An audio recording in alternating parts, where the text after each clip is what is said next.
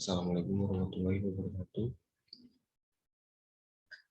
Izin memperkenalkan diri, nama saya Hilman Zahar dari kelas TEPA dengan NPM 154-12015. Ini menjelaskan tentang arus tegangan daya muatan listrik. Kemudian saya akan menjelaskan tentang rangkaian arus listrik.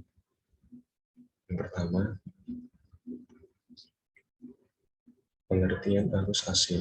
Arus listrik AC alternatif current merupakan listrik yang besar dan arah arusnya selalu berubah-ubah dan berbolak-balik. Arus listrik AC akan membentuk suatu gelombang yang dinamakan dengan gelombang sinus atau lebih lengkapnya sinusida. Kemudian yang kedua, pengertian arus DC. Arus listrik DC atau yang sering disebut dengan direct current merupakan arus listrik searah.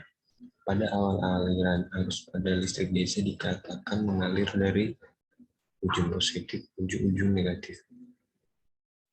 Semakin ke sini, pengamatan yang dilakukan oleh para ahli menunjukkan bahwa pada arus searah, arus yang mengalir dari negatif elektron mengalir menuju ke kutub positif.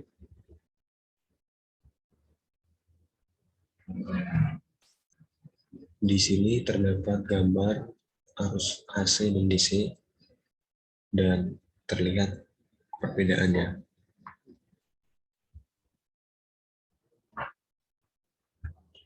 Perbedaan arus AC dan DC. Arus AC ini aman untuk mentransfer listrik berjarak yang cukup panjang dan juga bisa memberikan banyak kekuatan ketika transfer arusnya. Sedangkan arus DC, arus listrik DC tidak bisa melakukan perjalanan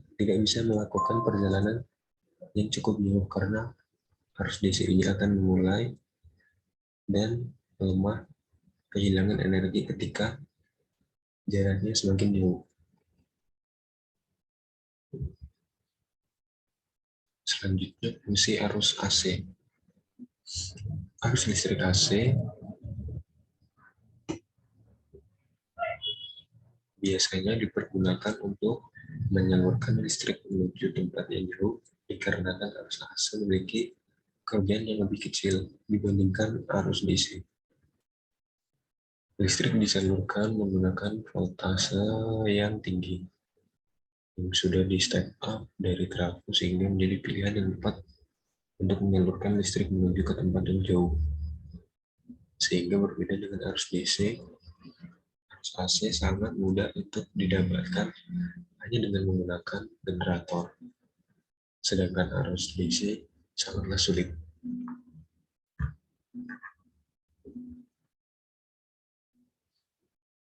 Kemudian di sini terdapat rumus rangkaian listrik seri.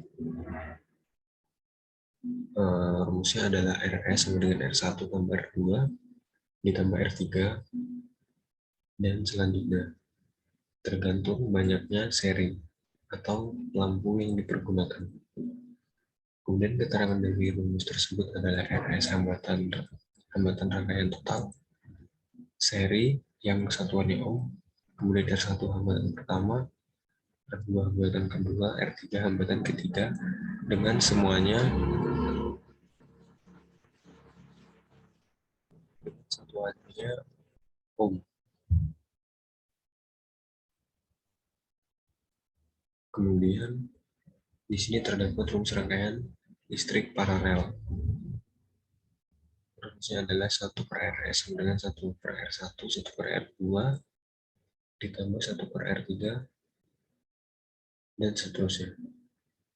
Kemudian keterangannya adalah RP hambatan total rangkaian paralel yang bersatuan ohm, R1 hambatan pertama ohm, yang bersatuan ohm, R2 hambatan kedua, R3 hambatan ketiga yang semuanya bersatuan ohm. Kemudian di sini terdapat bahan penyusun rangkaian. Yang pertama resistor adalah komponen elektronika yang berfungsi sebagai penghambat penguat arus listrik. Yang kedua kapasitor adalah komponen elektronika yang berfungsi untuk menyimpan muatan listrik sementara. Kemudian ketiga, indikator atau kumparan komponen elektronika yang dibuat dari kawat email yang dibuat sedemikian rupa sehingga memiliki nilai reaktansi atau induktor dapat digunakan untuk menahan arus AC dan melewatkan arus DC. Kemudian yang keempat, saklar. Saklar adalah komponen elektronika yang bekerja sebagai pemutus atau pemilih sinyal secara mekanik. Saklar memiliki dua bagian utama, yaitu kontaktor dan tuas saklar. Kemudian yang kelima adalah bahan penyusun rangkaian atau dioda, atau yang sering disebut dengan dioda adalah komponen pasif yang dibuat dari bahan semikonduktor. Dioda berfungsi sebagai mengalirkan arus listrik DC satu arah saja.